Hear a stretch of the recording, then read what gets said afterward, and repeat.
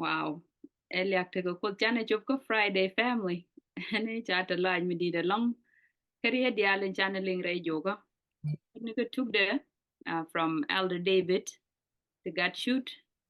his sister Rachel, and to David again, and the mandana come, Katinja Latkon yesterday, and while it's a conch of Kachang and Goody and Changa Bakel, and Friday and Kukoro down the Realeka. Bana loy ko realeka bana dur ko realeka bana cher ko realeka ka wadan ka chang longo kosko bana kos bana je welcome ka bana long de kana maran ke je ka masna kon bana chang ma bu kono spend kel ge je jan chang en chana chuptin o bu kon riet jo ko ten chana ling bana ka ku bungut kel ba kon chu kam final word chale the furthest thought ki cher te rep ko ro ka ke ram bu kon lo ka kwidi na wale Adam mandana kam cha kon lok pan ke Thursday but wala ba kon nyoko lok bo ka Friday so bu kon welcome ko be bin chob loidan ene che loida tes gwan liana ko tikel gene ni chiang nog ne tin che pot ka la tre cher ka du ko lok oro re jala to kontene ko bana ro chomo kur to kontene che min che laro changchi ti dia lwan ka chung today kini duere kini pan chi kut chi chu ngudo gwan jegen li be jike chang ando dien no occur every single day liu ko ni chiang ka gur ko no bane kud yes ka ngas ka pot bu kon lat ni chiang e jenen ku ko la ker bu kon ku tie ka bu ko riet ka kwen ko be du kon be ka kule wir ke jen chang mo ka kwerani yesu kristo kere ne kurun wang long ba ku be uti ke jal ne jal ke je jen gwa ku gwan jeng ne ku je le tiam ke je ke jen do ban cha nyot kon bana gwan jeng ne bu kon tiam ke je ngay ngone men bu kone je kone kariet kos kene lus dan ko kos ke liang dan ke roi ne ke ne ber ku ne rep ke jal ndong de kon jal ke je re ngas ke men kon jal tene thank you ci loy de tes Galong ko shi loy dan te thank you. Changin wo kontin ne chang mereb ne cher kon. Kenin te ji queen go kon. Jeremy kwana laznen summary ka saba school e chana roi ke je ke re ju kana me ke ndu. Ka pege ni am gwa me che la ran go re nin ti shot ti. Ke re nin ti kon ti. Wa jigran ka pel wa gi kile ne to wan to gore long chet ke goren gor ke ne tas loy. No. Ka dia chi ke nin di shot ko robo. Dia wani chi Bible che raja longan go pel che raja go ngap no wi duen raja ka longa ka jo ma dit ketel ram kel mo waka je mo we linga min lade badan wala rai kon ka pel ko dong de ran chinga chang chung ni di a chang min gwi yo we dong e dor ke kwi ko di wa wur na jo ko me tes loida long bi loida betes but de ran tes loy je ko pu mitile pel ko mite wide de ran tes loy tok de je tes loy ni jo chaga categorize ka dup to one rami ro do ngok gidas ko ka jen gwa to de nan me gwi je ko nge ne ngwa ne long la tes loy de ka tes mi di no but rami gur pele go me che gidas ko ngade me che rep ngu de to will this really make me happy ka ngu bi to enjen la ke ne ja gwa me ne go ge woran kor pel ka wa ngwan ne tin wur kor ka o de loy de tes long but tes loy jin tok de ran je ko mo ko gur ne pel ka ne no jen gwa rai content shawo ne rin wan gur ka ne tes loy de long den wo dong de ka ne de pel was ken dung do wa de ran tes loy mo gwa ku le je di mitile pel ko rai de shawo buk din ka sam che larna che laran go chiran pel ma go de lo nge mitil ngu chiran tas loy ma go de lo nge mitil rai de pel no the good news is that we are not asked to choose between wisdom and happiness. Godly wisdom bring genuine happiness. No wa mi ngi kana kon wa le lesson ci jung no kon yang ne tas loy dan ko bane pel bane kule jak juk bible no kon go kwai no go ne pel bane tas loy to kule we chen ga min chi ye chu na jo wo no kwa go ne chang ko ko nyal le chan bi angu kule je but reality ba akulu madje chwana ko go ne reality ko bana chang ko nyal bana ko lose but if you want to have them all and you know because te ga chang ko nyal and then bi ko nyal be ko matin te di tin ti reality enyo bo mi chana ko gor na pel ke nyam bana ta lo ayin tok bana je ledi bana je chawe ko tok ik bru gwa me ne te gwa dang raw te che nyol kon tin che nyol kon e rien me chal ke kat ke tok ibru kene kas wa kene chet ken ano no ala ba chet ken ngu kat chawe chet chu de ka tas lo a che wala chet riet ko kon ko tong no to ano no mi lu no ne de riet ko tok ken je te ga ti je te ga cha mi sta o de ken ano no wa me sha mi sta o de ken go de lar no e kas tin nang kon ko ke ken tin nang kon ngu ka ke ken nang kon re te ko mi ji tiang tas lo no ala ba de lar no me cha ne kas nang kon ko me cha na ko kwan and then enyen do ne kon ko won no tek me te ga tas lo no mu no it is not the other way around enyen gwa no nga chola kontina guran go ko nang no kon re tes ka lo ai nang no kon re chu ka mi chan me di me te tin no bible ni cha lo ko ne ken bible te cha na quentin kenin te work mi lu no en go dong ju ko ne ta ga pel ke ta ga tas lo ai she me peng ne je re chari kon bang e mi de kon je re chieng me te kontina me ano enyo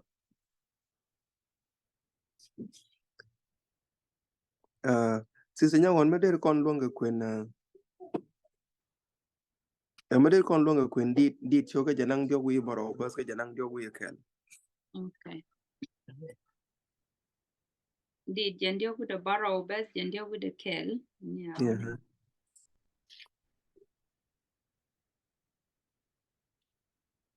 Jandio with the barrow.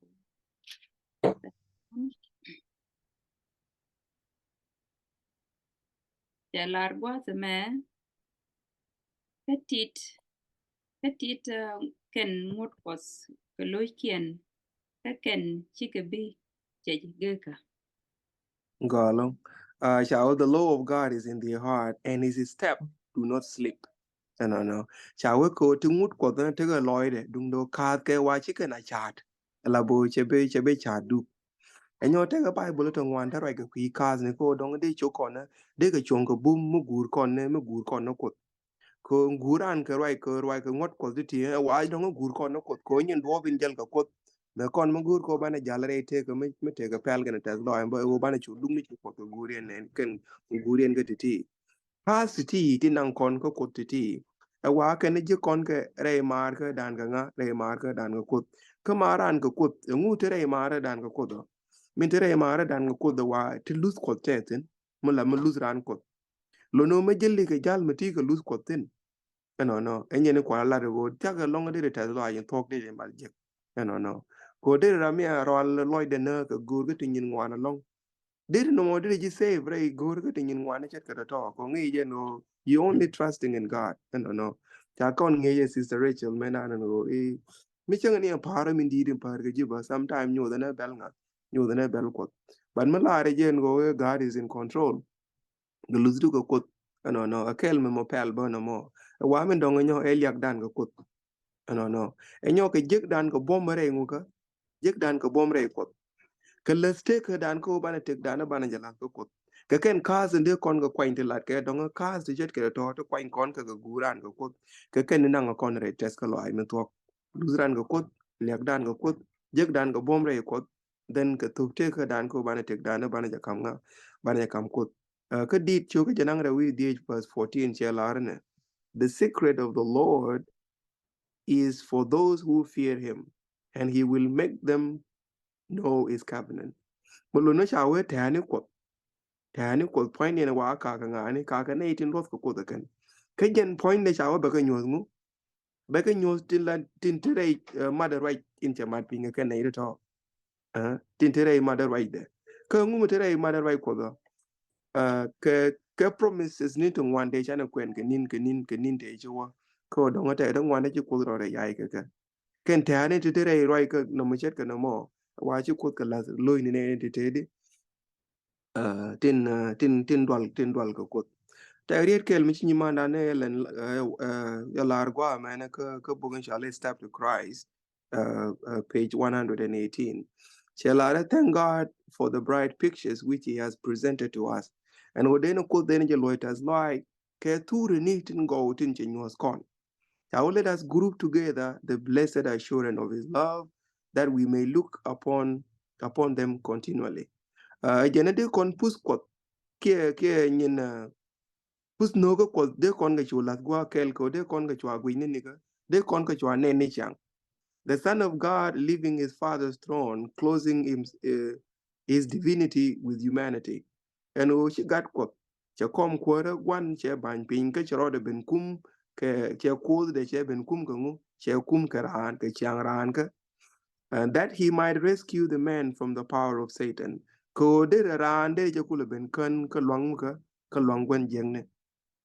His triumph in our behalf, opening heaven to men, revealing to human a vision present chamber where the deity unveil his glory. And o temechi tiam gaje ke kuidan. Temechi tiam gaje ke kuidan and o che chengro nyal chelep ngani, chelep kon ganas. Ko ba kon nyos chiang kot muka gwadin to kotin. Ko bana goy ponyo kot bana jakula ledi, bana jakula nen. The fallen race uplifted from the pit of ruins into which he plunged him, into which sin had plunged it. I don't know. Ego de ramechi pan, ke ramechi kaire durika, and o de ja kapnial, re kwak les echi dwara pointed. I don't know. And brought again into connection with infinite God. Ko de ra ande ja kula ben nong ko dong de ga betega mat kel kananga kana kodindorar, having endued the divine test through faith in our Redeemer, clothed in the righteousness of Christ. Ko point kon de kon chu tem re nguka de kon chu tem ka honni ko ze tin cha kam kon re ngaska re kwar re ramin chu kon lwel ka de kon chu kum ka chang chung ni de re Jesus. No. Titine ka kente lat ka go chi kun nyal cha kon nyos twor ka tin twok chang ro nyal ka kwi ngani ka kwi dan kas tin chi ye chu ka kwany ko donga bara mi chi pan mi chi dwara ko ngwa mena en o banyo ka nang banyo ko luire nguka banyo ko luire boy ka no ka kente donga de kon pek tin ke chang ma ba de kon go ka yo ka history me chane kwen ke jong ni dang jok te wo kwal kwi na brother David mi chi mo go network do de kon talk history demanda ne sakula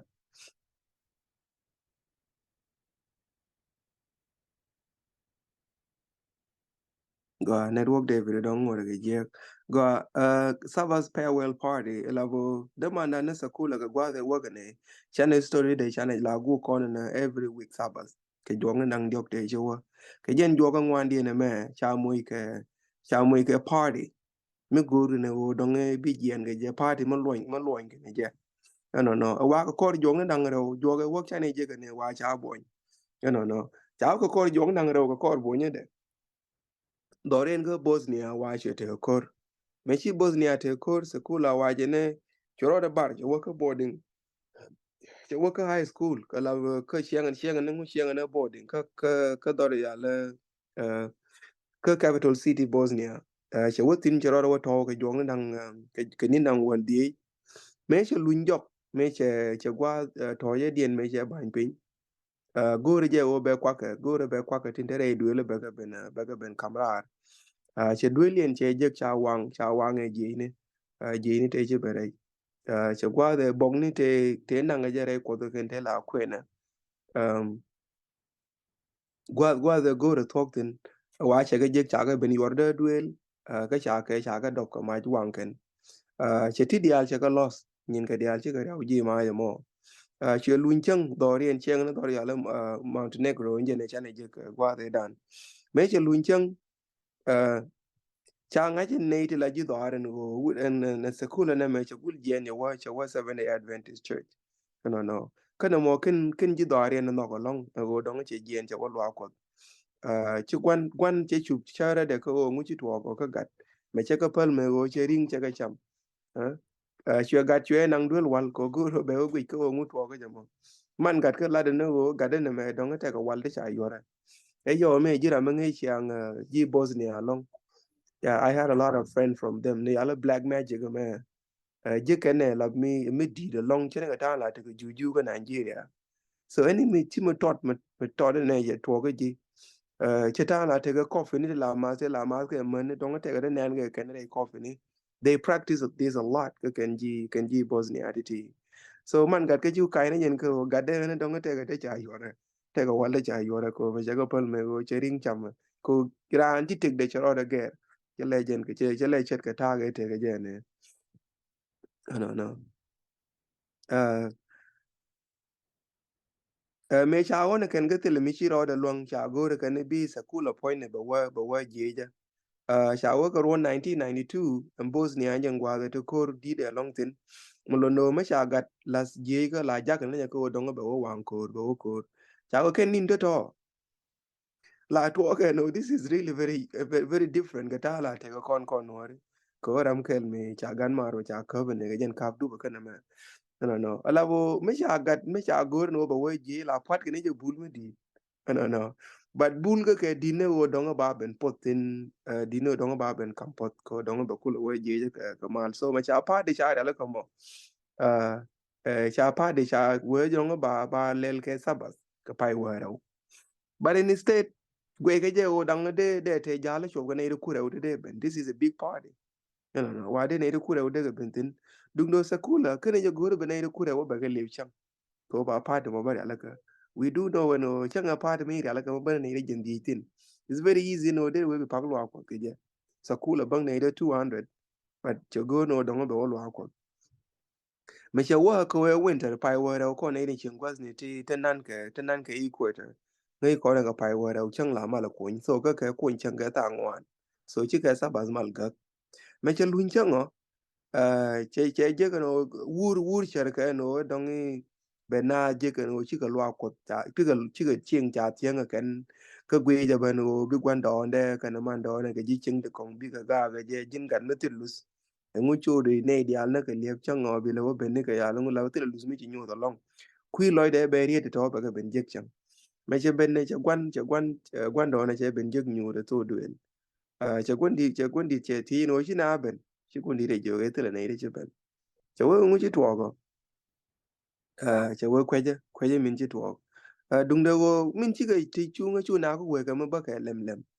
ma che na ti go ngu chu ngu ko la ngu ko le ben ye no ndama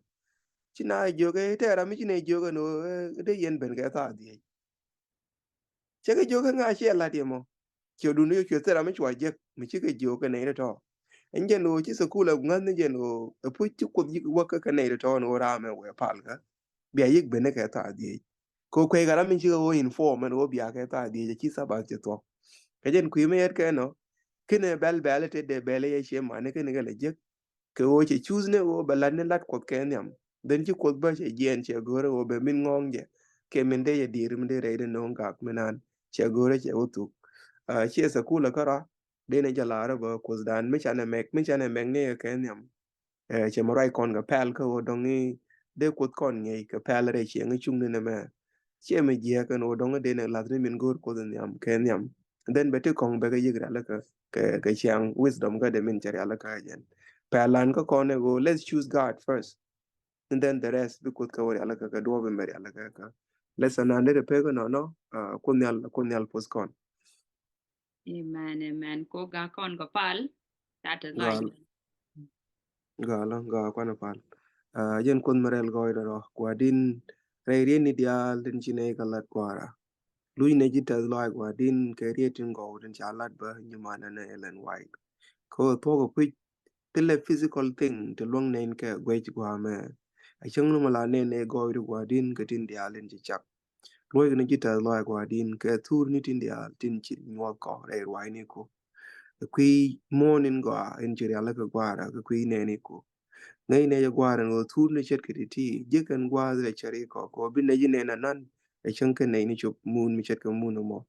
kwa din ngai je no go re je no re te ko mate ne tin ma chet ke me cha ngi no ko bo de man na ke nin tu wo ka no re jal ka ko ma jal ne ka mu dang ro jal ne ka mun mi je ka na mun ma ko mun me de na yar ka na mun me de na ja ka go mun me de ko yar ka na mun me de ne ja ka go kwa din la ta ka long ga no ba ko mek ni min de ne de ko yar ka ta ga long ba bi ne mek ni min de pain ko ba de ne ya pan ngai ne ya gwa din o chine ngai ya gwa ke chine nyo do la do ko min ko ana go de ran meg ni gwa din gre kas ni tin ci kwanye no de ran memorando de jal gre dien e changa ne mo be jal tin miet kana re wa te mo gwara pala an wala ku go gwa din ne ku meg ne tin po tin de win mon de gere kan ko ci ga jagare wa la boy gwa din pelin ci kam ke en go ka meg no ko ken yam en go bia jal re chung ni ke en jana bia ku la jala la boy ke la mu go to ko pain kun ko ma nei den kon lang ne yi gwa din o la ni mi chet ke no mo re te ka da ko gwa din tele an jal te ben ni al ta bana ben nge ke chang en gu re wa gwa me ko loy ne ni ku dial ko bi ke chong a la example ke min gwa chet ke min chung wen jeng ni la example ke me je re wa gwa me boz ne re la ni ko dial pa ngok dial la state ka du ko go ke shodu ke chol ka du la kwara amen. Amen. Ta loj mi di da long. Eliak te ko gwandan. Bia te ko mal bana le jegi yo ko lep chang longa. Bukwero kus bayapos.